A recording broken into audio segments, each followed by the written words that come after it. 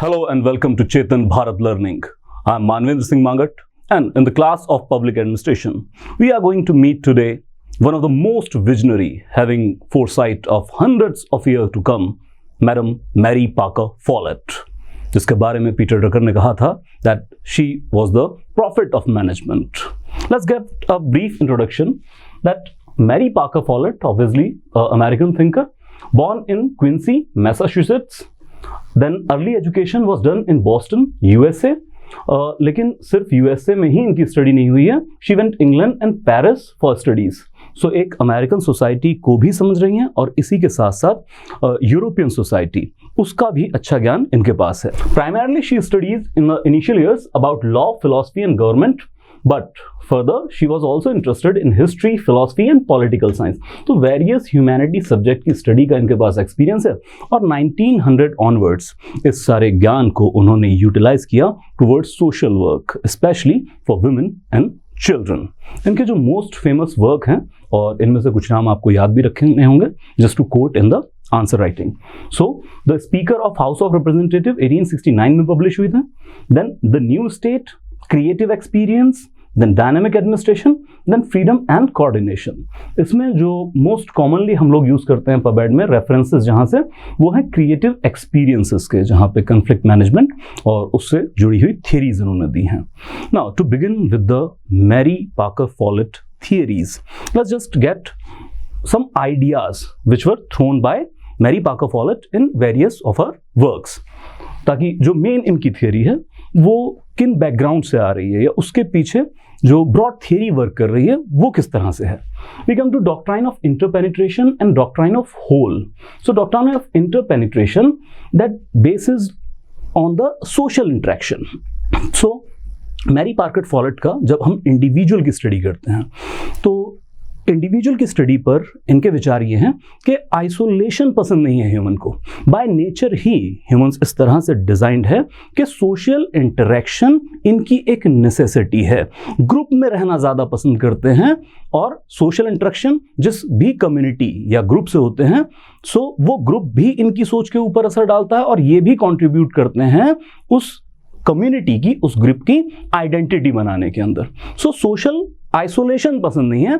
इंसान हमेशा ग्रुप्स में रहना पसंद करता है और ग्रुप एक दूसरे के ऊपर इंटरडिपेंडेंट होते हैं. और इसी से आती है इस सोशल इंटरेक्शन से ही doctrine of whole, a wholesome theory. That means कि जो हम इंडिविजुअलिज्म की बात करते हैं ये कंप्लीट ट्रूथ नहीं है. जब भी आप किसी ग्रुप के अंदर होते हैं, किसी भी कम्युनिटी के अंदर है, वो चाहे आपका प्रोफेशनल है, वो चाहे आपका सोसाइटल कोई ग्रुप है, तो फिर एक इंडिविजुअल सोशल इंटरेक्शन के साथ उस ग्रुप की आइडेंटिटी के ऊपर असर डालता है और बदले में वो ग्रुप एक इंडिविजुअल आइडेंटिटी के ऊपर प्रभाव डालते हैं. और इस सोशल इंटरेक्शन से ही फिर एक कलेक्टिव आइडेंटिटी डेवलप होती है जिसको कहा गया है डॉक्ट्राइन ऑफ होल. अब इन दोनों चीज़ों का सार अगर समझना हो तो जैसे आजकल तो बहुत सारी स्टडीज़ भी हो रही हैं. देखिए, पोस्ट मॉडर्न वर्ल्ड की अगर हम बात करें तो इंडिविजुअलिज्म के ऊपर बहुत जोर है. थोड़ा सोसाइटल परस्पेक्टिव में इसको समझते हैं तो आजकल हम ज़्यादातर ये देखते हैं कि सेल्फ रिलायंस के ऊपर बहुत जोर है. हम सोसाइटी में इंडिविजुअल्स को, बच्चों को ये सिखाते हैं सेल्फ रिलायंट बनिए, किसी के ऊपर डिपेंडेंट मत रहिए किसी भी एस्पेक्ट के अंदर. लेकिन जो बहुत सारे मॉडर्न साइकोलॉजिस्ट हैं, सोशोलॉजिस्ट हैं, वो कहते हैं यार this is one of the biggest lie. Human biochemically ही इस तरह से डिजाइंड है कि वो इंटरडिपेंडेंसी के लिए ही बना है. हर बात में सेल्फ रिलायंट और सोसाइटी से डिटैच हो जाना ये इंसानी नेचर के अंदर ही नहीं है. सो अपने इमोशंस के लिए, कुछ मॉरल सपोर्ट के लिए इंटरडिपेंडेंसी ज़रूरी है. वो चाहे आपकी रिलेटिव्स के साथ हो या फिर आपका फ्रेंड सर्कल हो, कुछ टीचर्स हों, आपका बाकी पीयर एज ग्रुप हो. सो इंटरडिपेंडेंसी तो इनहेरेंट है ह्यूमन के अंदर. आप टोटली आइसोलेशन में काम नहीं कर सकते हैं. इसको समझते चलें. जब हम बात करेंगे कि क्लासिकल का क्रिटिसिज्म कैसे है तो हमें समझ में आएगा कि क्यों मैरी पार्कर फॉलेट क्लासिकल्स का क्रिटिसिज्म कर रही हैं. और फिर आती है डॉक्ट्राइन ऑफ होल. तो भाई ग्रुप आइडेंटिटीज भी होती है. जैसे हम बात करें कि सेल्फ आइडेंटिटी, पिछले कुछ सालों से आप सुन रहे हैं ना, लगातार ऐसे ही शब्द आपको सुनने को मिल रहे होंगे. Self growth, self esteem, self respect, हर चीज में सेल्फ अटैच किया जा रहा है. इंडिविजुअलिज्म को बढ़ावा दिया जा रहा है. कम्युनिटी कल्चर डिसअपियर करने की कोशिश की जा रही है. तो कहते हैं भाई ये चीजें पूरी तरह से सत्य नहीं है। सो कॉलेजियलिटी चाहिए, बिलोंगिंगनेस, सेंस ऑफ बिलोंगिंगनेस आपको चाहिए। और किस तरीके से? डॉक्ट्राइन ऑफ होल, मतलब एक कलेक्टिव आइडेंटिटी। इंडियन सोसाइटी की बात करें तो जैसे बहुत सारा जो इंडियन सोसाइटी के यूनिक फीचर हैं, तो उनमें से आप देखेंगे कि इंडिविजुअल ग्रुप में कंट्रीब्यूट करता है और फिर ग्रुप इंडिविजुअल की पर्सनैलिटी मेकिंग के ऊपर कंट्रीब्यूट करता है। इंडियन समाज के अंदर अगर हम बात करें तो किसी भी समाज की भी आइडेंटिटी और इंडिविजुअल की भी आइडेंटिटी, फॉर एग्जाम्पल एक ये है कि बड़ों का आदर करना है। अब बड़ों का आदर करना है, इसके पीछे कोई लीगैलिटी तो नहीं है, इंडियन पार्लियामेंट के किसी एक्ट में तो नहीं लिखा है कि बड़ों का आदर करना है, बट ये सारी कम्युनिटी वैल्यूज हैं, ट्रेडिशनल वैल्यूज हैं, जो कि हमारी एक कलेक्टिव आइडेंटिटी क्रिएट करते हैं कि इंडियंस इस तरह से सोचते हैं, इस तरह से ऑपरेट करते हैं। तो हमारे प्रधानमंत्री जी या फिर हमारे बहुत सारे एंटरप्रेन्योर्स भी तो ये कहते हैं कि भाई दिमाग से नहीं, हम तो दिल से काम लेते हैं। तो ये जो कलेक्टिव आइडेंटिटी डेवलप हो रही है, वो चाहे इंडिविजुअल की है चाहे कलेक्टिव सोसाइटी की आइडेंटिटी है, वो डॉक्ट्राइन ऑफ होल से डेवलप हो रही है। Now we come participative democracy. So point 1, Mary Parker Follett बहुत ज़्यादा क्रिटिक है रिप्रेजेंटेटिव डेमोक्रेसी की। तो देखिए, जो रिप्रेजेंटेटिव डेमोक्रेसी का क्रिटिक है वो अथॉरिटेरियनिज्म का तो सपोर्टर हो नहीं सकता है। तो इन्होंने कहा है कि देखिए, पार्टिसिपेटिव डेमोक्रेसी होनी चाहिए, लोगों को एक्टिवली पार्टिसिपेट करना चाहिए डेमोक्रेटिक प्रोसेस के अंदर, डिसीजन मेकिंग के अंदर। Here she come, first of all let the stress on the importance of state. So madam says the home of my soul is in the state. एक तो state को बहुत ज्यादा तवज्जो दे रही हैं, मतलब इस बेसिस पे कि स्टेट एक डोमिनेटिंग फोर्स है। सो स्टेट किस तरह का होना चाहिए? So state that promotes the democracy, और अ ट्रू स्टेट, जो एक ट्रू स्टेट होती है, that brings about harmony, cooperation, collective orientation and brotherhood. So harmony support करता है एक ट्रू स्टेट जो कि डेमोक्रेटिक स्टेट हो। लेकिन यहां पर रिप्रेजेंटेटिव डेमोक्रेसी नहीं चाहती है मैडम। सो रिप्रेजेंटेटिव डेमोक्रेसी को she term that promotes not the harmony but Discord, क्योंकि वोट बैंक पॉलिटिक्स आ जाता है। और रिप्रेजेंटेटिव डेमोक्रेसी में जो मेन वैल्यू हो जाती है वो होती है कि कितना वोट फैच करते हैं आप, वोट मैक्सिमाइजर हो जाती है आपकी सारी की सारी डेमोक्रेटिक सेटअप। और उस वोट को मैक्सिमाइज करने में फिर कम्युनिटीज के अंदर डिस्कॉर्ड को बढ़ावा दिया जाता है। जैसे कई थिंकर रिप्रेजेंटेटिव डेमोक्रेसी का बहुत जो ग्रिम क्रिटिसिज्म पेश करते हैं वो ये भी तो है, the democracy vanishes at the moment ballot post in the ballot box. जैसे ही आपने वोट डाला, डेमोक्रेसी खत्म। अब जो आपने अपने रिप्रेजेंटेटिव चुने हैं उनके डिक्टेट्स के द्वारा ही आपको गवर्न किया जाएगा। Now she calls the representative democracy does not manifest the true nature of the democracy, rather promote hostility, separatism, isolation. The ballot box democracy is purely a number game. And just to quote, the representative democracy is a rationalization of arbitrary decision of the politicians. जो politicians के arbitrary decisions होते हैं उनको आपने rationalise कर दिया, या weber के शब्दों में कहूं तो लीगल रैशनैलिटी अटैच कर दी है आपने उनके आर्बिट्रेरी डिसीजंस के लिए। Hence she criticises the representative democracy. तो एक तो GS2 के लिए रिप्रेजेंटेटिव डेमोक्रेसी का क्रिटिक पार्ट आपका तैयार हो जाएगा। So she criticises the representative democracy and she establishes कि एक बेहतर सिस्टम के लिए आपको पार्टिसिपेटिव डेमोक्रेसी बनना होगा। सो एक तो जो आपका GS2 का पार्ट है उसमें रिप्रेजेंटेटिव डेमोक्रेसी का क्रिटिक पार्ट तैयार हो गया है। Now we come to this thing that criticism of classical theory. Here we come, interesting ये कि MP फॉलेट को क्लासिकल थिंकर के तौर पर ही इस्टेब्लिश किया गया है, क्लासिकल्स की ही श्रेणी में रखा गया है।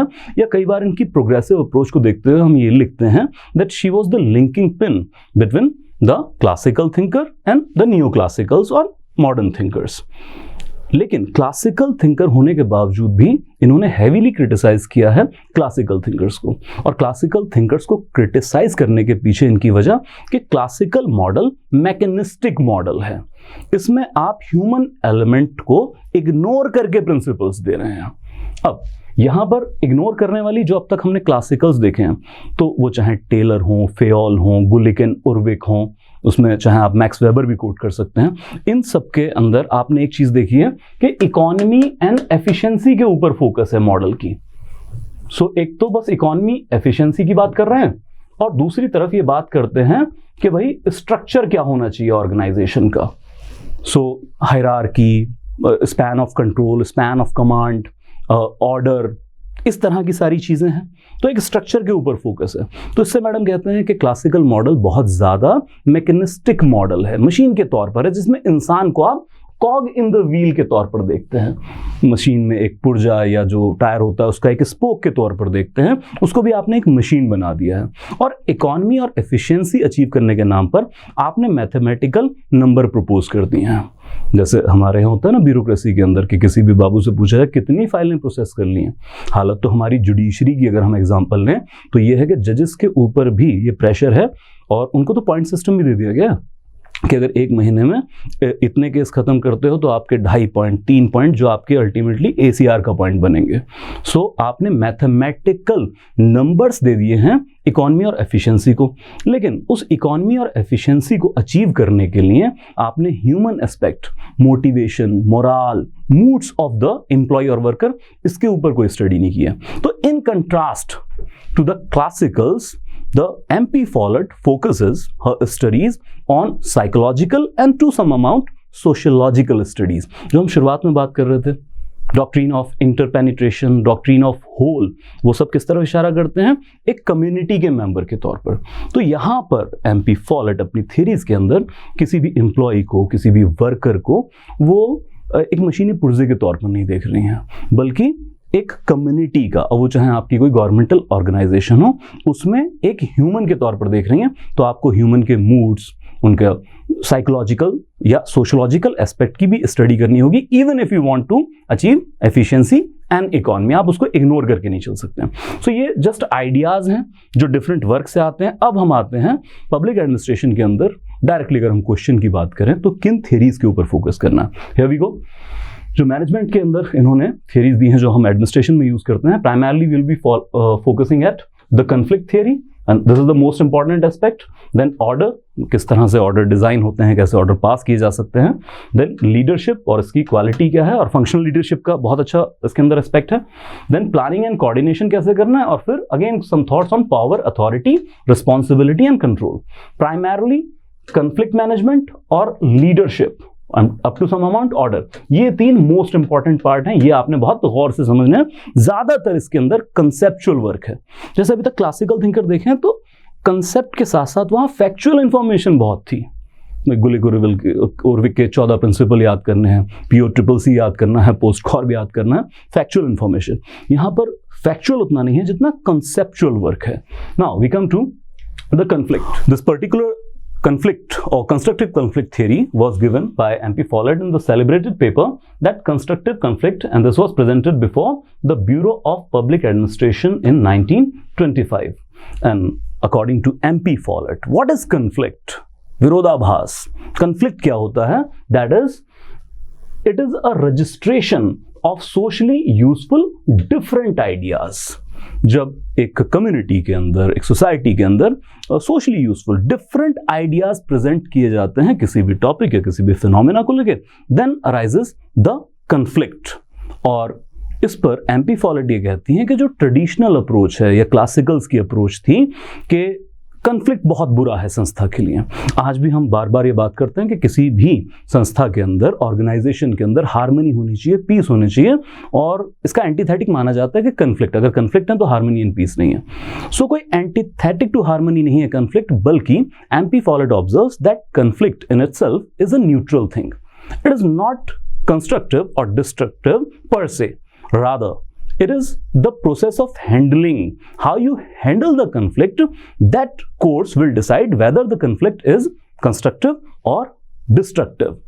What a beautiful thought कि conflict, different opinion का होना, ये अपने आप में कोई बुरी चीज नहीं है।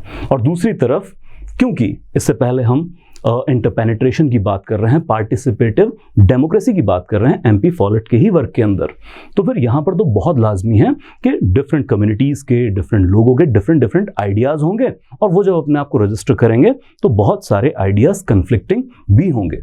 अब बजाय इसके कि इन कन्फ्लिक्टिंग आइडियाज़ से परेशान हुआ जाए या इसको डिस्ट्रक्टिव तरीके से हैंडल किया जाए, इन डिफरेंट ओपिनियन के ऊपर कैपिटलाइज करना चाहिए, and we must produce something new, something valuably new to the society. जैसे अभी कुछ दिन पहले मैं कवि कुमार विश्वास साहब को सुन रहा था, तो एक बहुत खूबसूरत बात उन्होंने कही कि पूरे विश्व की समस्त तरक्की के पीछे, समस्त प्रगति के पीछे जो एक बात सबसे अहम है, वो है असहमति में उठे हाथ। और हमारे असहमतियों के कोनों को लगातार विस्तार पाते रहना चाहिए, हमें असहमत होना चाहिए। एक जागरूक समाज के तौर पर हमें नई नई असहमतियां वक्त करनी चाहिए, जिससे पुराने ढांचागत वैल्यूज जो आज के टाइम में रिडंडेंट हैं वो टूटें और हम कुछ नए वैल्यूज एस्टैब्लिश कर सकें।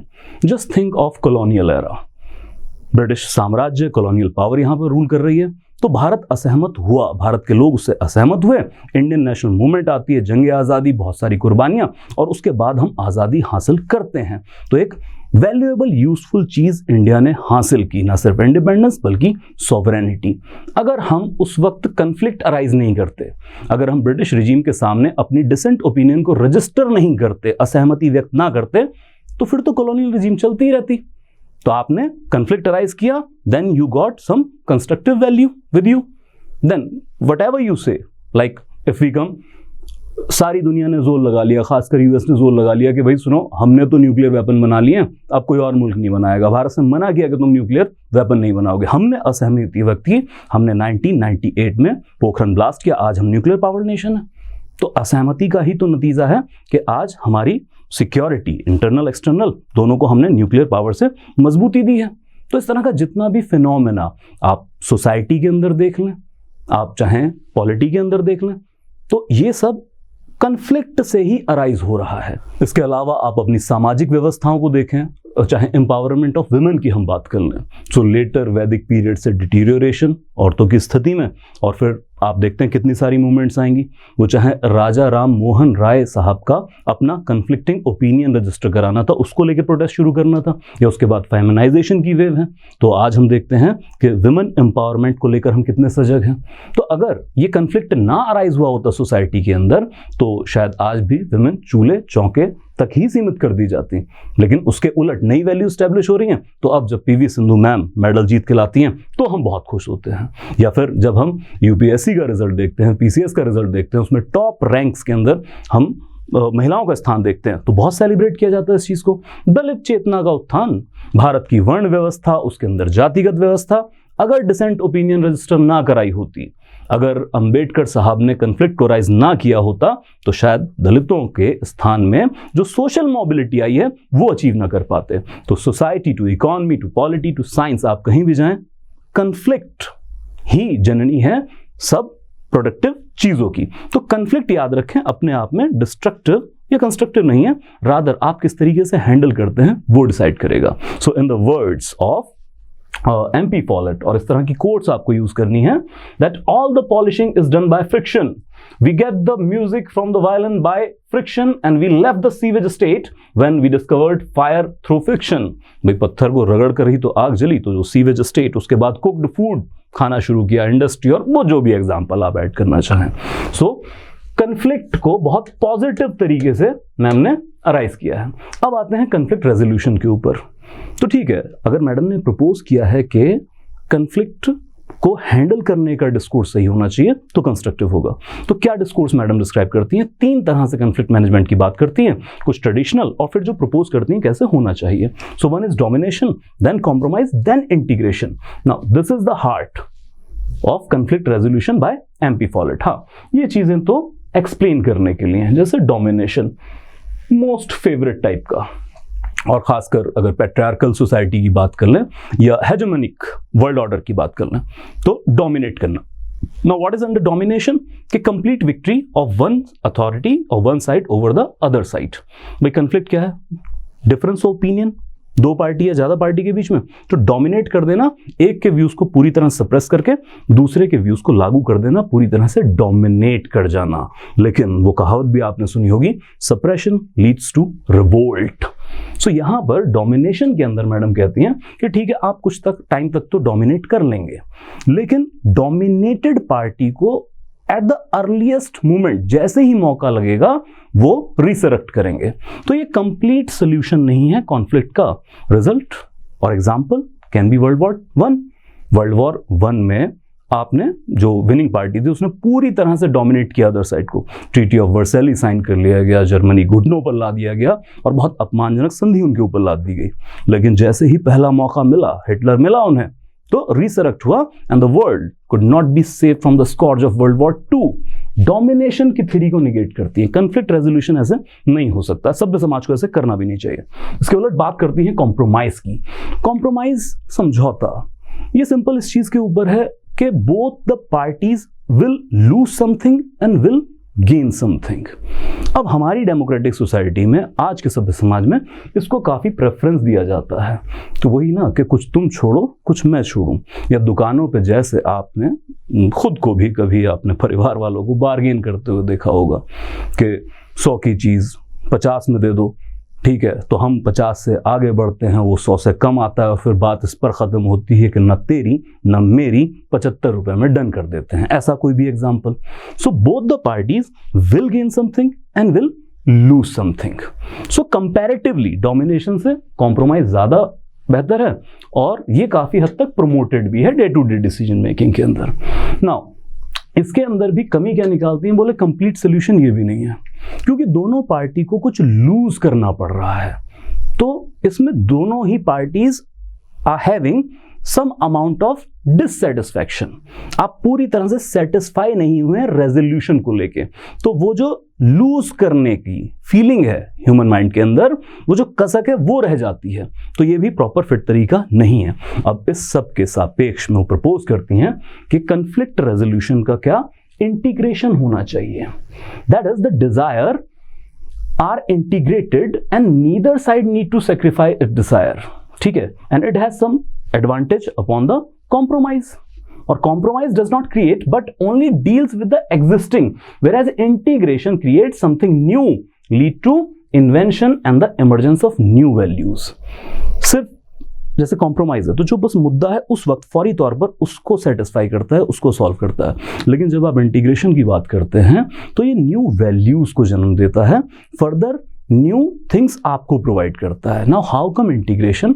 तो किसी भी कंफ्लिक्ट रेजोल्यूशन का जो सोल्यूशन होना चाहिए वो कंप्लीट सोल्यूशन होना चाहिए। हर पार्टी को मैक्सिमम बेनिफिट होना चाहिए, nobody to lose, nobody to win, even entirely और अप टू सम अमाउंट। अब देखिए, हालांकि इंटीग्रेशन का प्रपोजल तो दे दिया लेकिन ये आइडिया थ्रो किया गया, इसका कोई फॉर्म्यूला नहीं बताया गया है।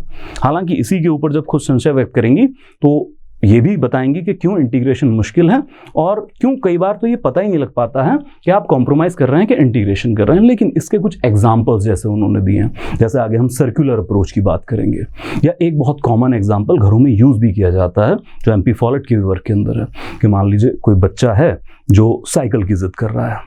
अब घर वालों की आर्थिक स्थिति उतनी नहीं है कि उसी वक्त उसको साइकिल दिलाई जा सके, वो जिद कर रहा है। अब ये कन्फ्लिक्ट है, रजिस्ट्रेशन ऑफ डिफरेंट आइडियाज है। अब या तो डोमिनेशन करें, जो कई बार घरों में होता है कि 2 थप्पड़ मारे चुप करके बैठ जाए, पढ़ाई कर अपनी, ठीक है, या फिर कॉम्प्रोमाइज किसी तरीके का किया जाए। लेकिन जब कॉम्प्रोमाइज इन द सेंस कि उसी को कहते हैं कि बेटा अभी वक्त नहीं है, थोड़े दिन बाद ले लेंगे, ठीक है, या फिर कहीं से उधार लेके उसको दिलाने की कोशिश करें, इस तरह का कोई compromisal situation. But here we come, she proposes कि देखिए कुछ नया जनरेट करें, कुछ फ्यूचर में न्यू वैल्यूज क्रिएट करें जो दोनों पार्टीज को कुछ मोर वैल्यूएबल इन रिटर्न देके जाए। तो वो जो यूज करते हैं ना घर में माँ बाप भी कि अच्छा ऐसा करो साइकिल दिलवा देंगे लेकिन इसके लिए यार तुम्हें कुछ अचीव करना पड़ेगा। तो क्लास में आपको फर्स्ट आना है या अच्छे नंबर से पास होना है तो आपको साइकिल मिलेगी। अब 3-4 महीने एग्जाम के लिए पढ़ें, उस बीच में माँ बाप को वक्त भी मिल जाएगा कि वो पैसा इकट्ठा कर सकें, इजीली कर सकें, कहीं से बड़ा कर्ज ना लेना पड़े। तो एक तो माँ बाप को वक्त मिल गया है, दूसरी तरफ बच्चे के सामने एक नया टारगेट सेट कर दिया है जो उसके ग्रोथ में हेल्प करेगा। और उसके बाद जब रिजल्ट आता है तो फिर बच्चे को वो चीज़ प्रॉमिस की हुई दे दी जाए। दोनों पार्टीज के जो इंटरेस्ट हैं वो भी आर्टिकुलेट हो गए हैं, दोनों ने कुछ लूज नहीं किया बल्कि दोनों ने कुछ बेहतर वैल्यूएबल अचीव कर लिया है। So these are the different techniques in different circumstances और सिनेरियोज। तो मेन फोकस है कि इंटीग्रेट किया जाए। अब उसकी कोई फॉर्मूला नहीं है, हर अलग सिचुएशन के लिए अलग तरीके से आप इंटीग्रेशन कर सकते हैं। Now we come to the difficulties. जैसे हमने बात की, कोई फॉर्मूला तो नहीं प्रोवाइड किया है। और इंटीग्रेशन के अंदर प्रॉब्लम क्या आती है? प्रॉब्लम सबसे पहले that it is not always possible to integrate. खुद फॉलेट मैम कह रही हैं देखो हर सिचुएशन में ये पॉसिबल तो है नहीं, सिर्फ कुछ चुनिंदा सिचुएशन होंगी जहां आप इंटीग्रेशन यूज कर सकते हैं। जैसे खुद मैडम का ही एग्जांपल है कि भाई उस सिचुएशन में क्या करोगे जब किसी एक लड़की को दो आशिक चाहते हैं, दो लड़के चाहते हैं, दोनों शादी करना चाहते हैं, तो इस सिचुएशन में इंटीग्रेशन करके दिखाओ। मैडम खुद कहती हैं भाई इस सिचुएशन में तो इंटीग्रेशन पॉसिबल है नहीं। एक तो हर जगह ये लागू नहीं हो पाएगा। Then in many cases it is difficult, almost impossible, जो एग्जाम्पल हमने बात की है। Then it is often difficult to say whether decision reflect the integration or something to compromise। आपको ये नहीं पता लगता है सारे इंटीग्रेशन के अंदर आप रियल में इंटीग्रेशन कर रहे हैं या आप कुछ लूज कर रहे हैं, उसका कोई ऑब्जेक्टिव क्राइटेरिया नहीं हो सकता है। तो you will be tend to confuse in compromise and conflict integration scenario. Then we come, लेकिन किस तरीके से आप इंटीग्रेशन तक पहुंच सकते हैं इसके कुछ स्टेप प्रोवाइड कर रहे हैं। रिपीट, कोई फॉर्मूला नहीं है a + b + c = abc, ऐसा कुछ नहीं है। हाँ, किन स्टेप्स के साथ आप कोशिश कर सकते हैं इंटीग्रेशन अचीव करने की। तो सबसे पहले तो जो कन्फ्लिक्ट है उसकी एक प्रॉपर अंडरस्टैंडिंग होनी चाहिए। ज़्यादातर केसेस के अंदर ये होता है कि कन्फ्लिक्ट की ही प्रॉपर अंडरस्टैंडिंग नहीं होती है। बहुत सारे धरने प्रदर्शन आप सरकार के खिलाफ देखते हैं ना, तो धरना आखिर उसकी कोर वजह क्या है उसको लेके क्लैरिटी नहीं होती है, बस सरकार के खिलाफ प्रोटेस्ट कर देना है। कई बार धरने प्रदर्शन इस वजह से भी होते हैं। नाउ वी कम टू कि सबसे पहले तो प्रॉब्लम समझिए, और प्रॉब्लम कैसे समझेंगे, bring it to the fore from the core. इसका मतलब होता है uncover, identify, understand the real issue. आखिर किसी भी प्रॉब्लम के पीछे या जो कन्फ्लिक्ट अराइज हुआ है उसके पीछे कोर इशू क्या है। अगर हम किसी इंडस्ट्री के अंदर बात कर लें तो वर्कर बोनस की वजह से तंग है, या फिर वर्कर जो है वो नंबर ऑफ वर्किंग आवर्स की वजह से प्रॉब्लमेटिक है, या फिर एट्रोशियस रूल्स एंड रेगुलेशंस की वजह से तंग है। कोर के ऊपर देखिए चीजें। जैसे कई बार आप किसान आंदोलन भी देखते होंगे, धरने प्रदर्शन, जैसे अभी सनफ्लावर ऑयल सीड को लेकर हरियाणा में पीछे कुछ हुआ, तो हमें लगता है कि एमएसपी की डिमांड हो रही होगी, लेकिन कोर इश्यूज कई बार ये होता है कि एमएसपी की डिमांड नहीं कर रहे होते हैं, एमएसपी के ऊपर प्रोक्योरमेंट की डिमांड कर रहे होते हैं कि एमएसपी के ऊपर गवर्नमेंट प्रोक्योर नहीं कर रही है। So you have to go into the core things, आपको वो आइडेंटिफाई करनी होगी किसी भी प्रॉब्लम के लिए। Then break it into small constituent part. ठीक है, तो जो भी प्रॉब्लम्स हैं उनका ब्रेकअप कर दीजिए, और जो बोथ साइड के क्लेम है उनको पॉइंट वाइज आप रख लीजिए ताकि इवेल्युएट कर सके ढंग से। And then language must be very clear, language के ऊपर बहुत फोकस है। जैसे कई बार कहते हैं एमपी फॉलेट के वर्क के अंदर के language are the symbols, and if you choose wrong symbols then wrong message will be sent out. So आपकी लैंग्वेज बहुत क्लियर होनी चाहिए। And then anticipate, that is responding to the conflict differently. ठीक है, like Follett ma'am says integration is like a game of chess. देखिए दो तरह के सुझाव हैं इसके अंदर, एक होता है कॉन्फ्लिक्ट रेजोल्यूशन के लिए लीनियर अप्रोच, और एक होती है सर्कुलर अप्रोच, 360 डिग्री अप्रोच। ज्यादातर कॉन्फ्लिक्ट रेजोल्यूशन के लिए क्या होता है कि 4 पे जो बस इशू है उसको एड्रेस किया और उसके बाद जो होने वाला है उसकी बात नहीं सोचते हैं। सो एंटिसिपेट करना है, जब भी आप किसी कॉन्फ्लिक्ट को रेजोल्यूट करें आप एंटिसिपेट करें कि अगर मैं ए मूव चलता हूं तो इसके जवाब में सामने वाले का मूव क्या होगा, क्या आप उसके लिए तैयार हैं या नहीं है। जैसे चेस के अंदर होता है ना कि आपने एक चाल चली तो आप एंटिसिपेट कर रहे हैं कि मेरे चाल के बदले में मेरा अपोनेंट क्या चाल चलेगा तो उसके लिए मेरा क्या जवाब है। सो आपको एंटिसिपेट करना है चीजों का कि मेरा एक डिसीजन मेकिंग अगले कितने सवालों को जन्म देगा, उसके लिए क्या मैं तैयार हूं या नहीं तैयार हूं। सो ये एक की है, एंटिसिपेट करना, 360 डिग्री अप्रोच या फिर लीनियर इक्वेशन के अंदर काम करना। With all due respect to the government of India decision, Jammu and Kashmir 370 scrap down, तो 370 स्क्रैप डाउन करने से क्या कश्मीर की प्रॉब्लम सोल्यूट हो जाएगी, उसका सोल्यूशन मिल जाएगा, ये एंटिसिपेट करना होता है गवर्नमेंट को कि हम 370 अगर स्क्रैप डाउन करते हैं तो अगला जो कन्फ्लिक्ट वहां से अराइज होगा वो चाहे सेपरेटिस्ट फोर्सेस का हो चाहे डेमोक्रेटिक, वहां पे जो पॉलिटिकल पार्टी उनका मूव हो, वो क्या मूव होगा तो हम उसको किस तरीके से एड्रेस करेंगे। नेक्स्ट स्टेप आप सोच कर चलें, और ये चीज जो एंटिसिपेट वाली है ये सिर्फ पेपर में लिखने के लिए नहीं है, आप अपने जीवन में भी personal life, day to day life में बहुत सारे कन्फ्लिक्ट से गुजरते होंगे, वो चाहे दोस्तों से है, चाहे घर वालों से है, चाहे प्रेमी प्रेमिका से है। तो जब भी इस तरह का कोई कन्फ्लिक्ट आता है, एंटिसिपेट करें चीज़ों को, डोंट रिएक्ट, रिप्लाई। रिएक्ट होता है लीनियर इक्वेशन, तूने मुझे धक्का मारा, मैंने तुझे धक्का मार दिया, बात खत्म। लेकिन ये सही तरीका नहीं है। रिप्लाई, तो अगर आपने धक्का मारा है तो पहले सोचें कि क्यों मारा गया है, और फिर सोचें कि क्या सही जवाब होगा, क्या अभी धक्का मारूं या फिर किसी और तरीके से इसको जवाब दिया जाए, ताकि ये प्रॉब्लम पूरी तरह 360 डिग्री अप्रोच में सॉल्व हो, तक को मुक्की होके कुछ नहीं हासिल होना है। Okay, so these are just steps proposed by Mary Parker Follett for the integration or integration. Now we move to the obstacle to integration. So क्यों integration हमारे समाज के मेन कोर्स के अंदर नहीं है? मैडम ऑब्जर्व दैट एक तो इंटीग्रेशन के लिए हाई इंटेलिजेंस की ज़रूरत है, कीन परसेप्शन, ब्रिलियंट इंट्यूटिवनेस की ज़रूरत है, क्योंकि लड़ना तो बहुत आसान है, दो तो काम बहुत आसान है ना, एक किसी भी विचार को खारिज कर देना कि कुछ नहीं है, बकवास है, किताबी बातें, बहुत आसान है, कोई जोर नहीं लगा। दूसरा लड़ पड़ना, क्योंकि अगर लड़ना आसान इसलिए है क्योंकि अगर आप लड़ेंगे नहीं तो फिर आपको अपनी एनर्जी और टाइम लगाना पड़ेगा, एक कॉन्शियस एफर्ट लगाना पड़ेगा कॉन्फ्लिक्ट के रेजोल्यूशन के लिए। उससे अच्छा है लड़ ही पड़ो, बात खत्म हो जाए। आप इंडियन सोसाइटी के घरों में देखेंगे कि आम है ये चीज़ कि किसी भी कॉन्फ्लिक्ट सिचुएशन के आगे गिव अप कर देना, उसको लड़ाई में तब्दील कर देना। सो एक बहुत ज़्यादा हाई इंटेलिजेंस चाहिए और ईजी वर्क नहीं है। दूसरा पीपल डोमिनेशन एंजॉय करते हैं।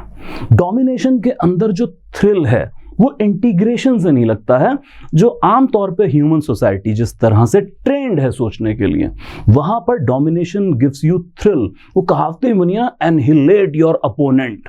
कोई भी आपसे डिसेंट ओपिनियन रखता है तो एनहिलेट कर दीजिए उसको। ये जो एनहिलेशन का थ्रिल आता है, जो किक मिलती है, तो वो जो इंटीग्रेशन है उससे किक नहीं मिलती है। कई बार सोसाइटी के अंदर जो इंटीग्रेशन है, बातचीत का रास्ता है, इसको टिमिड अफेयर माना जाता है। एक वो प्रॉब्लम है, लोगों को सोचने का तरीका अलग है।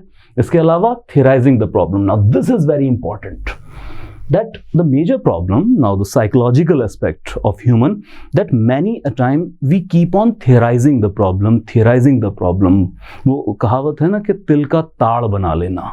तो आप प्रॉब्लम के सोल्यूशन की तरफ नहीं सोच रहे होते हैं, आप बस प्रॉब्लम को थियराइज करते चले जाते हैं, जिसमें बहुत सारी ऐसी चीज़ें भी इंक्लूड हो जाती हैं जिसका मेन प्रॉब्लम से कोई लेना देना ही नहीं है। तो मैडम कहती हैं कि बहुत सारे कन्फ्लिक्ट तो तभी सॉल्व हो जाएंगे जब आप प्रॉब्लम को थियराइज करना बंद कर दें।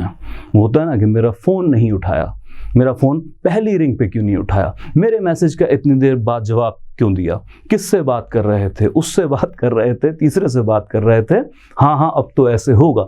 थियराइजेशन ऑफ प्रॉब्लम के अंदर आप जा रहे हैं, आप सोल्यूशन की तरफ वर्क नहीं कर रहे हैं। Then it come language must be used carefully, must be chosen carefully, क्योंकि लैंग्वेज कई बार हार्मनी की जगह नए कन्फ्लिक्ट को जन्म दे देती है। सो लैंग्वेज बहुत सदी होनी चाहिए। जो भी आपके थॉट्स हैं, प्रॉपरली उन थॉट्स को प्रॉपर वे में कम्युनिकेट करते हुए वर्ड्स ही आपने चूज करने हैं। Then it come undue influence of leaders. Now, leader in sense of maybe in any organization, that can be economic organization, cultural organization, or maybe the administrative organization. तो वहाँ पर leaders का undue influence होता है। Even international relation में बहुत बड़ी problem है कि लीडर्स का इतना ज़्यादा अनड्यू इन्फ्लुएंस है कि बहुत सारे मुद्दे जो इंटरनेशनल लेवल पे सॉल्व हो सकते हैं वो सॉल्व नहीं हो पाते हैं। तो लीडर्स की खुद की लार्जर देन लाइफ इमेज, उनकी वोट बैंक पॉलिटिक्स, उस सब से प्रभावित हो जाता है। कोर इशू सॉल्व नहीं हो पाता है, इंटीग्रेशन नहीं हो पाता है। Then it come to lack of training. जैसे हमने बात की कि ह्यूमन सोसाइटी का माइंड अभी ट्रेंड ही नहीं है इंटीग्रेशन के लिए। हम ज़्यादातर बिलीव करते हैं पुश थ्रू के अंदर कि दूसरे अपोनेंट विचार को पुश बैक कर दिया जाए, बुलडोज कर दिया जाए, चाहे फोर्स के साथ चाहे नॉलेज के साथ, और अपने विचार को स्थापित कर दिया जाए। सो ट्रेनिंग नहीं है हमारे पास। So these are the most important part of the conflict resolution और constructive conflict theory by MP Follett. अच्छा, इस सब में हम देख रहे हैं कि ज़्यादातर ये आइडियाज़ के तौर पर हैं। एक नया आइडिया जर्मिनेट किया जा रहा है, आपको एक नया तरीका सुझाया जा रहा है, उसका कोई फॉर्मूला नहीं है, वो हो भी नहीं सकता। इंटीग्रेशन के रास्ते में क्या क्या बाधाएं हैं ये भी MP फॉलेट आपको बता रही हैं। लेकिन जैसे हम इनके क्रिटिसिज्म के बारे में भी ये देखेंगे, जैसे मैंने शुरुआत में कहा था कि जिनके पास सैकड़ों सालों का विजन है, तो कई थिंकर इनको ये भी कहते हैं कि she was ahead of her time, कम से कम 200 साल अहेड। ह्यूमन सोसाइटी कब इस तरीके से सोचना शुरू करेगी कि हमें कन्फ्लिक्ट डिस्ट्रक्टिव नहीं कंस्ट्रक्टिव करना है? वो सोसाइटी जो रोड रेज में इन्वॉल्व है, वो सोसाइटी जहां पर गाड़ी अगर कोई तेज रफ्तार में क्रॉस कर ले तो उसके ऊपर हत्याएं तक हो जाती हैं, रोड रेज का प्रॉब्लम, ये कब कंस्ट्रक्टिव कन्फ्लिक्ट रेजोल्यूशन के बारे में और इंटीग्रेशन के बारे में सोचेगी? This is wait and watch. कब ह्यूमन माइंड ट्रेंड हो पाएगा? कई साल आगे की बात है, शायद एक दिन ऐसा है जब इन वैल्यूज को समझ पाएं, डोमिनेशन कॉम्प्रोमाइज से हट के हम एक इंटीग्रेशन की तरफ आ पाएं। अभी तो हम देख रहे हैं कि पेरिस क्लाइमेट कन्वेंशन, तो वहां पर नहीं हम इंटीग्रेशन कर पा रहे हैं, इंटीग्रेशन छोड़िए कॉम्प्रोमाइज नहीं कर पा रहे हैं। 2009 में था ना प्रपोजल कि $100 बिलियन का एक फंड बनाया जाएगा जिसमें कंट्रीज, डेवलप्ड कंट्रीज कंट्रीब्यूट करेंगे डेवलपिंग कंट्रीज को हेल्प करने के लिए, वहां पे ग्रीन टेक्नोलॉजी, ग्रीन इनिशिएटिव आ सके। वो फंड अभी तक नहीं बन पाया। हर साल कहते हैं कि शायद इस साल बन जाएगा। अभी भी COP27 का रिकॉर्ड देख लीजिए, COP28 होने वाली है, उसका आप रिकॉर्ड देख लें UNFCCC की, तो उसमें इसी चीज को बात लेके चल रही है। और $100 बिलियन तो पुराना हो चुका है।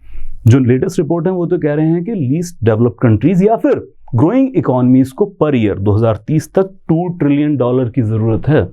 तो हम इंटीग्रेशन की बात छोड़िए, इंटरनेशनल लेवल पे कॉम्प्रोमाइज भी नहीं कर पा रहे हैं। अहेड ऑफ आवर टाइम उस चीज की ये थ्योरी है। Now we move to something more administrative, that is giving orders.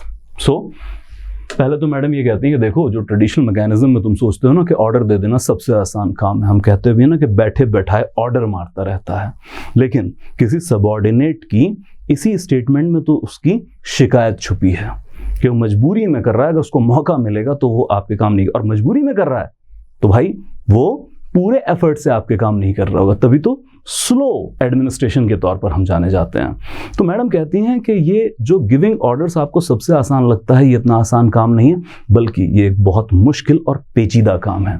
सो इसके लिए सबसे पहले ऑर्डर्स कैसे दिए जाने चाहिए, उसके पीछे क्या एटीट्यूड होना चाहिए। कभी भी हायरार्की में जब सुपर ऑर्डिनेट अपने सबऑर्डिनेट को कोई ऑर्डर पास करते हैं तो उनको ऑर्डर किस बेसिस पे फॉर्मुलेट और फिर एग्जीक्यूट करने चाहिए। Very first, conscious attitude, that is realisation of different principles on which principles you are passing the order. Different principle क्या है भाई? आपकी किसी भी ऑर्डर के पीछे इकोनॉमिक प्रिंसिपल है, सिक्योरिटी नीड्स के प्रिंसिपल हैं, या आपके इकोनॉमिक कंसर्न है, सोशियोलॉजिक कंसर्न है, या सर्विस अप्रोच है। तो जब भी आप ऑर्डर पास करेंगे तो फिर कौन से डिफरेंट प्रिंसिपल्स का आपको पता होना चाहिए। और फिर responsible attitude, that means from different principles you are choosing one of the principle to issue that particular order. कि हाँ भाई, मेरे इस ऑर्डर के पीछे या तो कोई इमरजेंसी की सिचुएशन है, या फिर मेरे इस ऑर्डर के पीछे मेरी कोई इकोनॉमिक नीड छुपी हुई है, इस वजह से मैं ऑर्डर पास कर रहा हूँ। फॉर एग्जाम्पल भाई, रेलवे के अंदर हम देखते हैं इंडियन रेलवेज में बहुत सारे फ्री पैसेंजर ट्रैवल कर रहे होते हैं, तो उनमें से कुछ का चालान काटते हैं, कुछ का नहीं काटते हैं, बट फिर भी हम देखते हैं कि इंडियन रेलवेज पे फ्री राइडर्स बहुत हैं। तो उसके पीछे प्रिंसिपल ये भी तो है कि भाई ठीक है, गरीब मुल्क है और रेलवे सबसे बड़ा एक नेटवर्क है जो बड़े पैमाने पर लोगों को, उसमें गरीब लोग भी शामिल हैं, उनको दूर की यात्रा कराता है। उसमें बहुत सारे तो इंटरस्टेट माइग्रेंट लेबरर हैं जिनकी पेइंग कैपेसिटी नहीं है। तो ठीक है भाई, अगर फ्री राइडर्स चल भी रहे हैं तो इस ऑर्डर के पीछे ये कि अगर चल रहे हैं तो चलने दो, वो आपका एक सोशल सर्विस का वैल्यू अटैच है। क्लियर? तो आप चूज करेंगे कॉन्शियस एटीट्यूड के साथ कि आपको कौन सा प्रिंसिपल चाहिए। देन एक्सपेरिमेंटल एटीट्यूड, लकीर के फकीर नहीं होना है। ये नहीं कि किसी पर्टिकुलर सिचुएशन में 100 साल पहले जिस तरह से जो प्रिंसिपल यूज किए जा रहे थे हम वही ऑर्डर पास करते चलेंगे, बल्कि हम एक्सपेरिमेंटल बेसिस पर नए नए तरीके से इनोवेटिव ऑर्डर्स पास करेंगे and then pulling the results.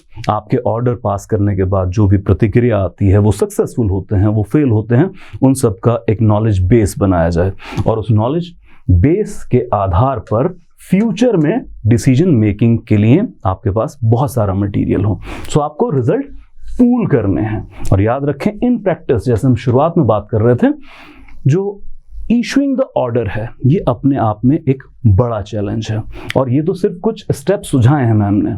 इसके अलावा वो कहती हैं कि किसी भी अथॉरिटी के ऑर्डर पास करने की जो कैपेसिटी है वो बहुत सारे फैक्टर्स पर डिपेंड करती है।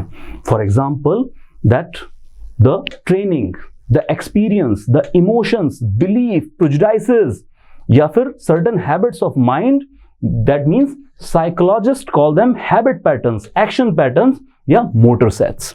किसी भी एक इंडिविजुअल की जो बहुत सारी हैबिट्स हैं, उसका एजुकेशनल बैकग्राउंड क्या है, उसका सोसाइटल बैकग्राउंड क्या है, उसके सोचने का तरीका क्या है, वो किस तरह से किस सिचुएशन में रिएक्ट करता है, प्रेशर में पैनिक होता है या प्रेशर में और दिलेर होकर काम करता है, इन सारे स्किल सेट्स का एक रिजल्ट होता है किसी के भी ऑर्डर पास करने की कैपेसिटी। महेंद्र सिंह धोनी का एग्जांपल ले लीजिएगा कि वो प्रेशर में किस तरीके से ऑर्डर्स पास करते हैं, किस बॉलर को डिप्लॉय करते थे। अभी तो चलिए इंटरनेशनल क्रिकेट से बाहर और आईपीएल खेल रहे हैं।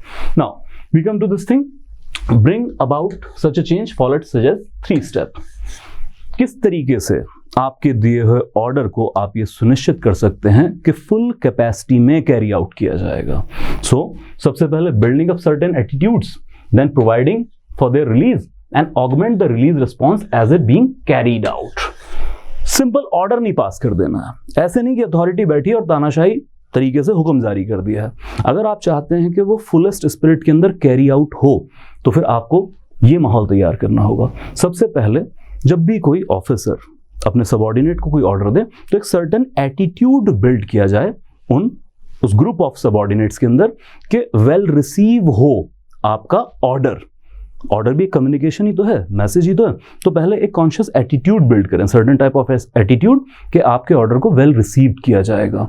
जैसे आप कई बार इसको देखेंगे आर्मी पर्सनल्स के अंदर, जहाँ हाई मॉरल मोटिवेशन की ज़रूरत होती है तो लीडर आगे सीधा ऑर्डर नहीं पास कर देते हैं। कई बार पहले स्पीच दी जाती है कि देश के लिए आपको इस चीज़ की ज़रूरत है, आज आपकी कुर्बानी की ज़रूरत है, और फिर प्रोवाइड फॉर देयर रिलीज, थोड़ा टाइम दिया जाता है कि उनके भी सेंटीमेंट का कुछ रिलीज हो सके, उनका कुछ रिस्पॉन्स रिलीज हो सके। और जैसे ही ये पॉजिटिव रिस्पॉन्स रिलीज होना शुरू होता है, then augment the release response by being carrying it out. एक एग्जाम्पल मैं आपको दूं, भाई आर्मी के वेलोर के तो हज़ारों ऐसे एग्जाम्पल्स हैं। तो एक एनेक्डोट ये आता है जिसको बहुत सारे आर्मी पर्सनल्स भी हामी भरते हैं कहाँ ऐसा हुआ था।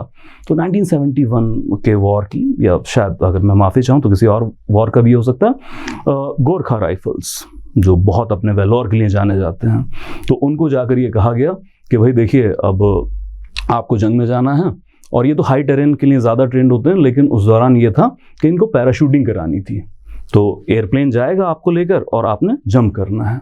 अब वहाँ पर जो लीडर थे, जो भी कमांडर साहब थे, उन्होंने गोरखाओं की एक बटालियन और उसको संबोधित किया कि देश को आपकी ज़रूरत है, हमारा ये इतिहास है, गोरखा राइफल ने ये काम किए हैं पास्ट के अंदर और अब नए कीर्तिमान स्थापित करने हैं।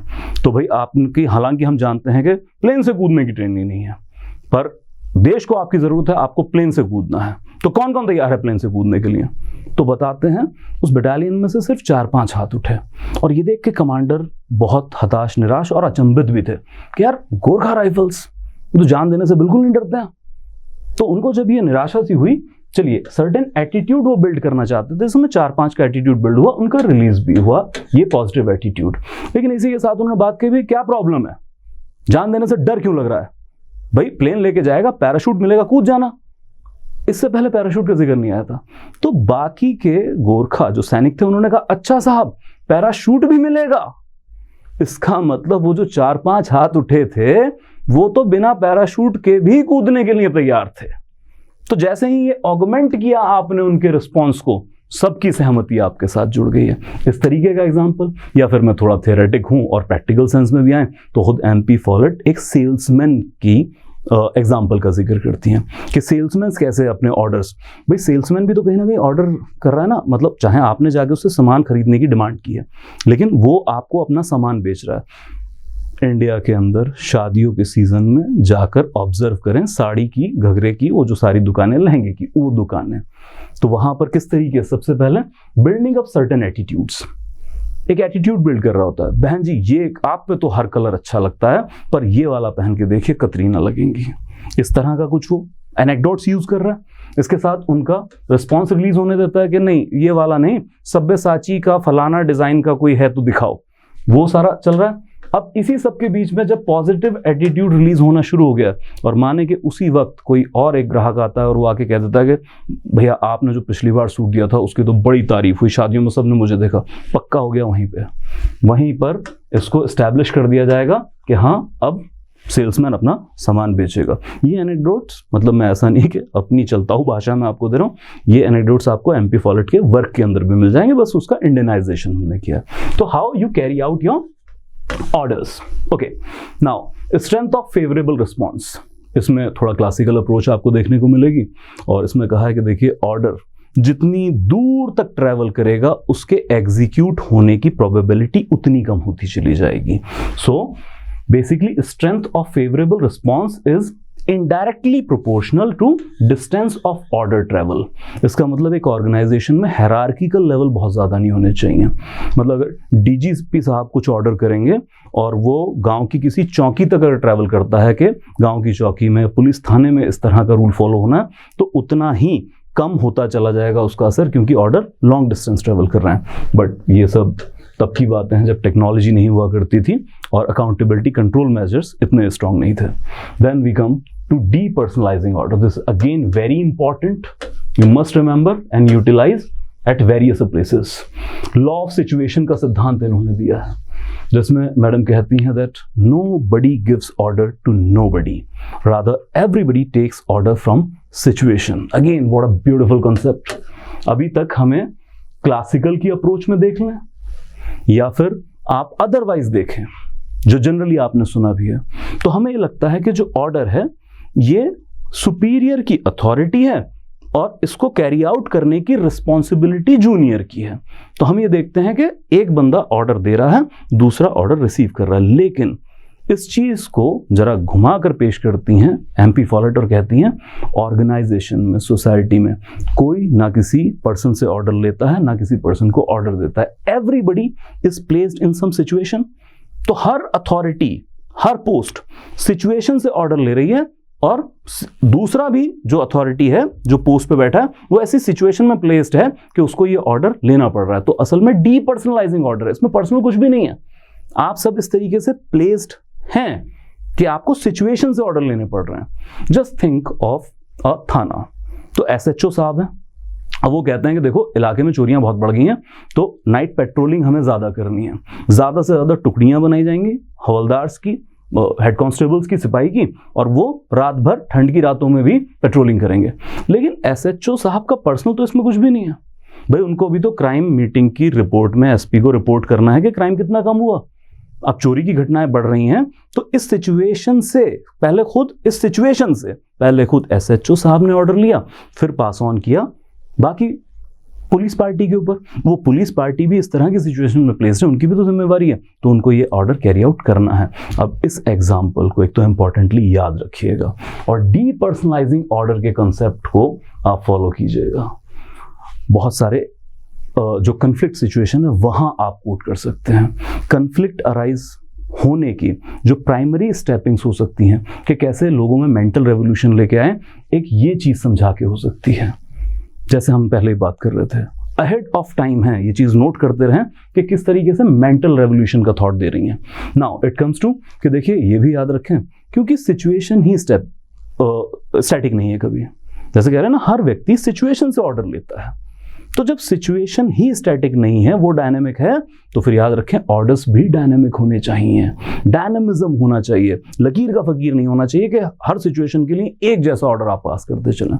कभी था ना इंडिया में कमांड इकोनॉमी, 5 ईयर प्लानिंग, वक्त बदला, एलपीजी रिफॉर्म आया, आप सेकंड जनरेशन रिफॉर्म के अंदर है, आपने हटा दिया प्लानिंग कमीशन, आप नीति आयोग ले आए हैं। सो डिफरेंट तरीके से हम ऑपरेट करते हैं। भारत के प्रधानमंत्री का यूएस दौरा, तो उसमें आप देख रहे हैं कि वो कहते हैं कि जो हिस्टोरिकल हेजिटेशंस का, डायलेमा का दौर था, अब खत्म होता है। अब तक हम एक दूसरे से, यूएस और भारत, वो करीब नहीं आ पा रहे थे, लेकिन अब वो दौर खत्म है, अब वो सिचुएशन बदल चुकी है। अब हम नए युग में एंटर कर रहे हैं, तो हम नए सिरे से अपने रिलेशंस मेंटेन करेंगे, वो चाहे डिफेंस टाइज हो, वो चाहे आपका कल्चरल टाइज हो, चाहे पीपल टू पीपल कॉन्टैक्ट हो, और सबसे बड़ा ट्रेड वो तो है ही है। तो अशरिंग द न्यू एरा ये आप शुरू करते रहते हैं। सो this is basically never a static response, always evolutionary response, and then it is not work under, rather work with situation। जब आप depersonalize कर देते हैं ऑर्डर्स को, जब आपको ये पता लग जाता है कि आपके जो सबऑर्डिनेट, आपकी सुपर ऑर्डिनेट अथॉरिटी है, उसका पर्सनल कुछ नहीं है भाई, वो तो खुद सिचुएशन से ही गवर्न होकर आपको ऑर्डर दे रहा है, तो फिर ये क्या फीलिंग देता है, ये वर्क अंडर वाली फीलिंग नहीं आती है। अब आप ये नहीं सोचते हैं कि आप किसी पर्सन के अंडर काम कर रहे हैं, बल्कि आपको फीलिंग आएगी वर्क विद की सिचुएशन की।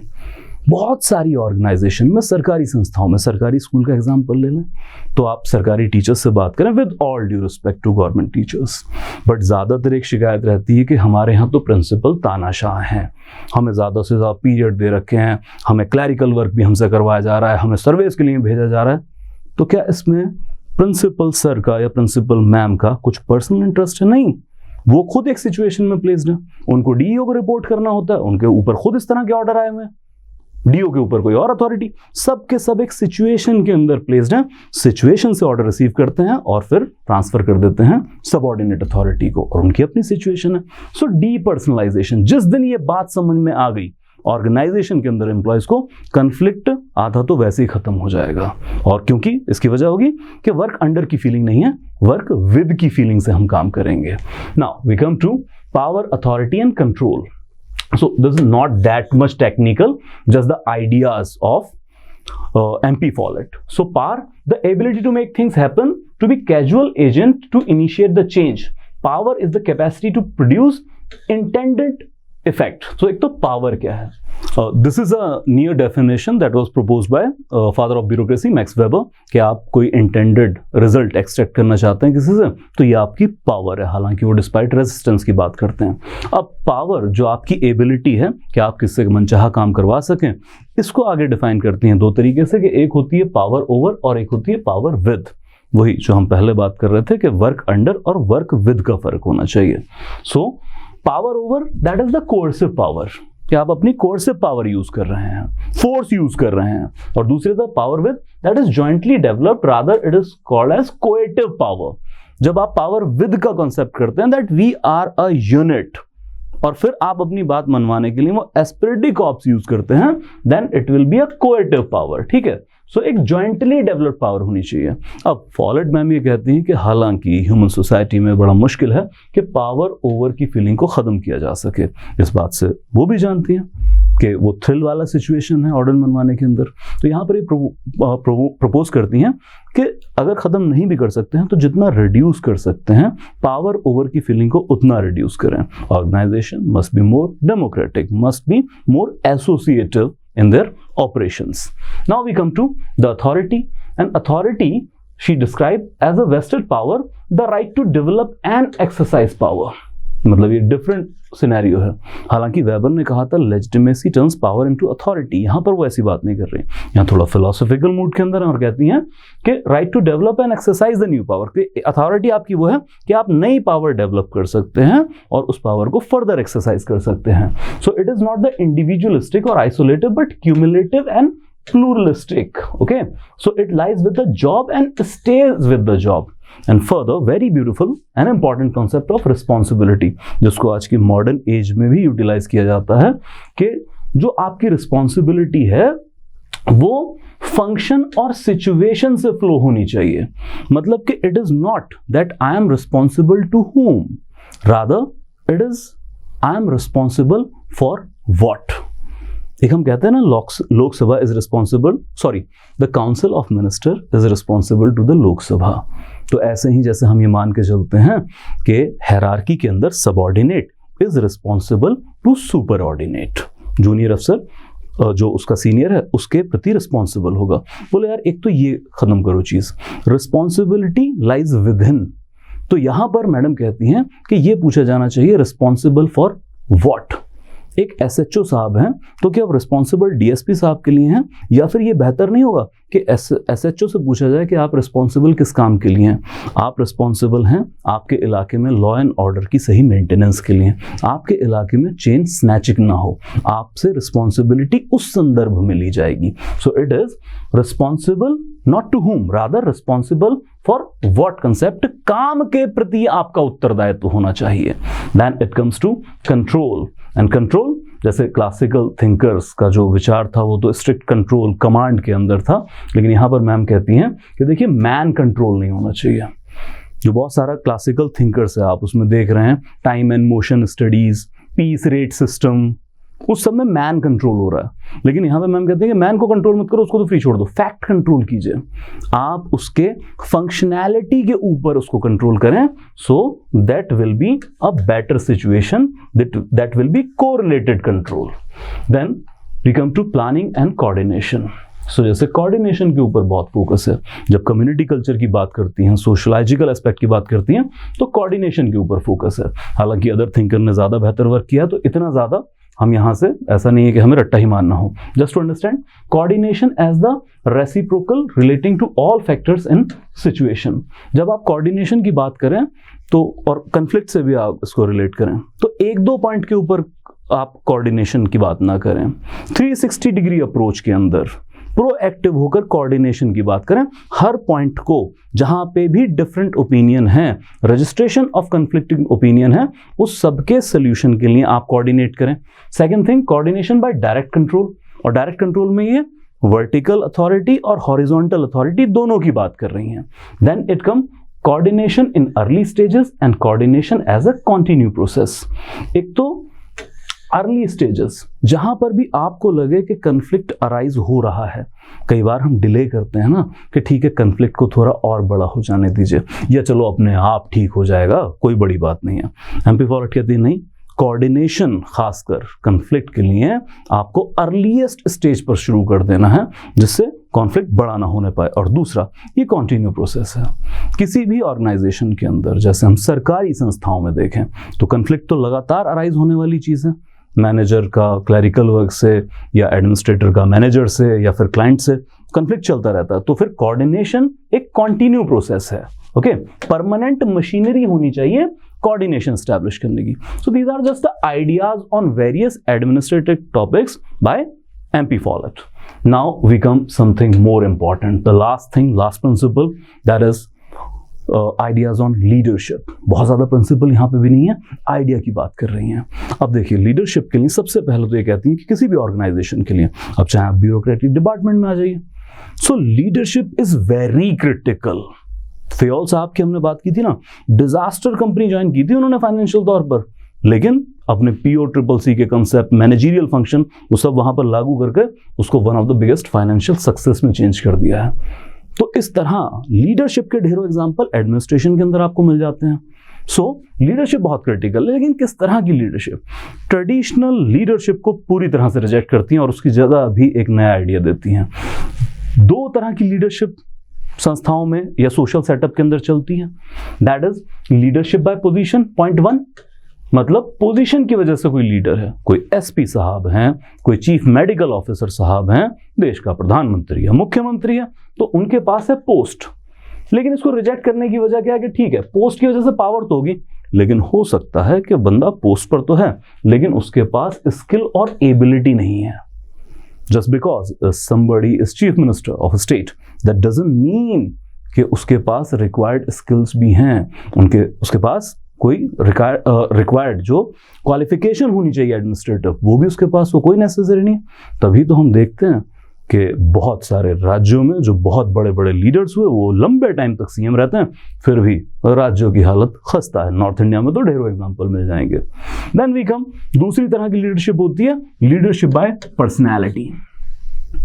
अब पर्सनैलिटी मतलब कि इसके पास, भाई के पास स्किल तो है, एबिलिटी तो है, बट यहां प्रॉब्लम क्या है, पर्सनैलिटी की लीडरशिप को इसलिए रिजेक्ट कर रही हैं कि फिर इसके पास पावर नहीं होगी.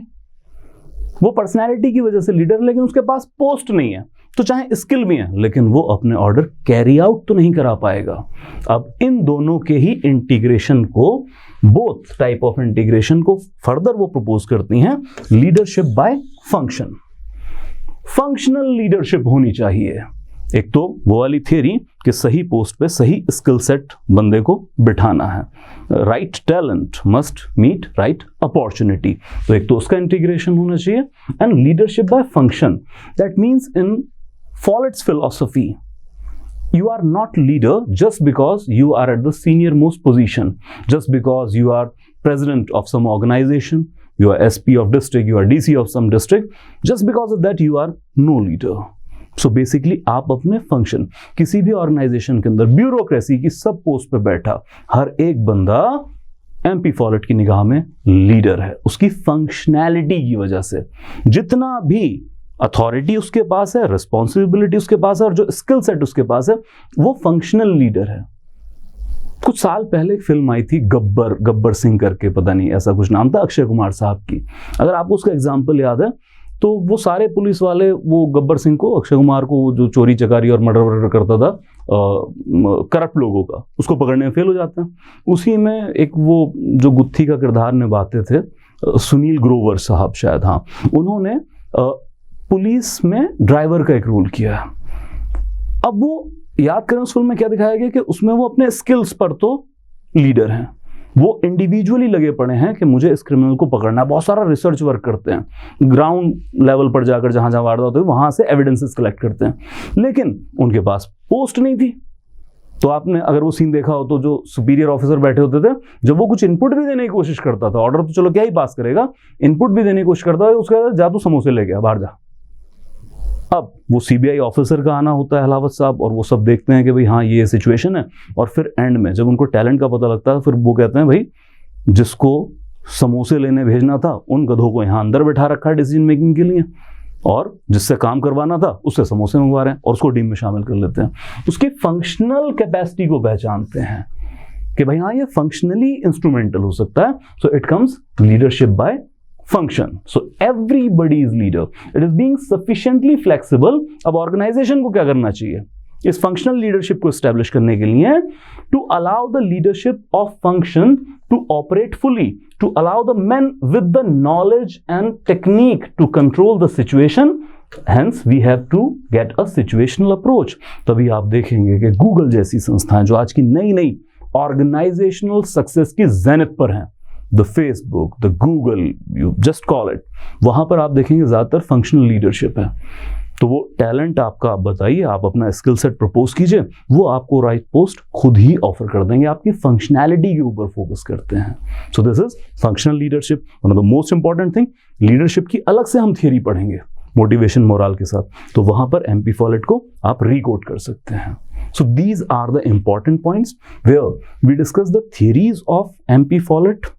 Importantly, one, leadership, then constructive conflict, major thing, then passing the orders, वो एक important one है, और इसके अलावा few ideas जो हमें एक bedrock देते हैं जिसके ऊपर हम MP Follett की theories को place कर सकें। तो ideas अपने important है, theories अपनी importance है, और दोनों आपस में correlative है। Now we come to the critical appraisal. अब देखिए क्रिटिकल अप्रेजल जैसे हर थिंकर का ही ब्रूटल क्रिटिसिज्म किया जाता है, तो यहाँ पर भी कुछ ब्रूटल क्रिटिसिज्म है।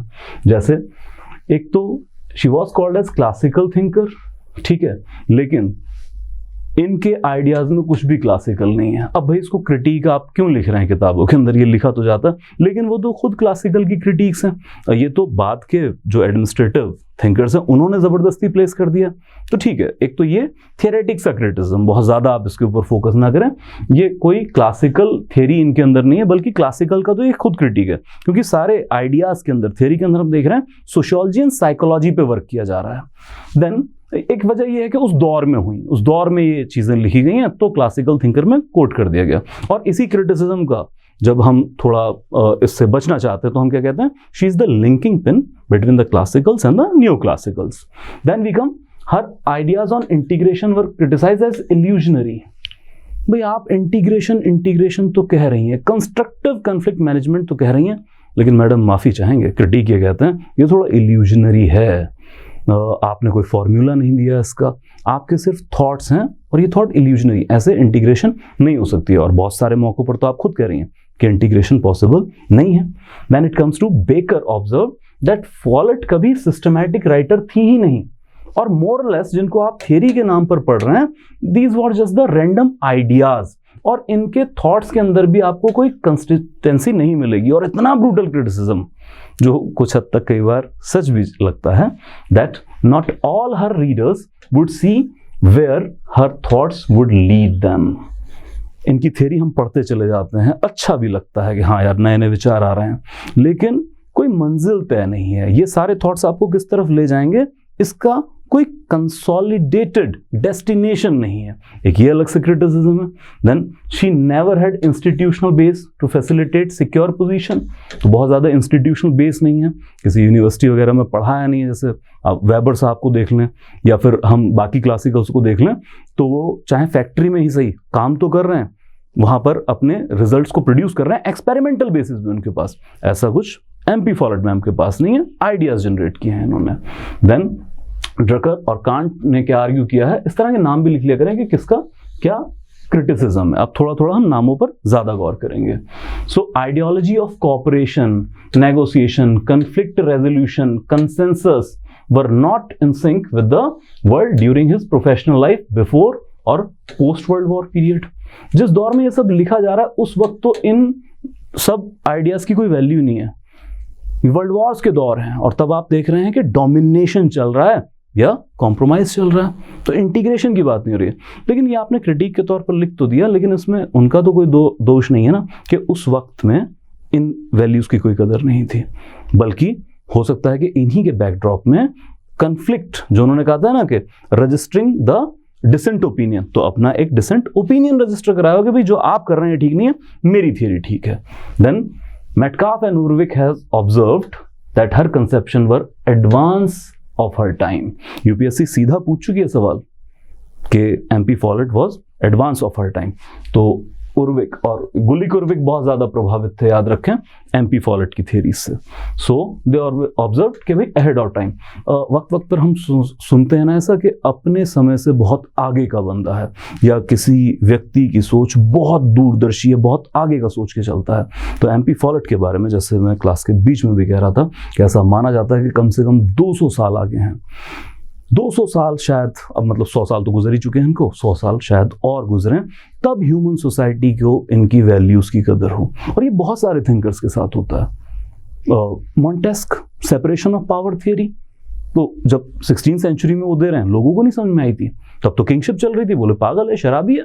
लेकिन हाँ, वो गुजर गए, उसके बाद समझ में आया कितनी वैल्यूएबल थ्योरी थी। तो हो सकता है 100 साल बाद कहीं ह्यूमन माइंड इतने इवॉल्व करें, ह्यूमन सोसाइटी इतनी इवॉल्व करे कि उनको इंटीग्रेशन की रियल वैल्यू पता चले, उनको लीडरशिप बाय फंक्शन पता लगे, उनको ये पता लगे कि ऑर्डर सिर्फ हुक्म दराजी नहीं होता है कि सिर्फ हुक्म झाड़ दिया और ऑर्डर फॉलो किए। तभी आप देखेंगे कि गवर्नमेंट के बहुत सारे ऑर्डर वो कंप्लीटली फॉलो होते ही नहीं है।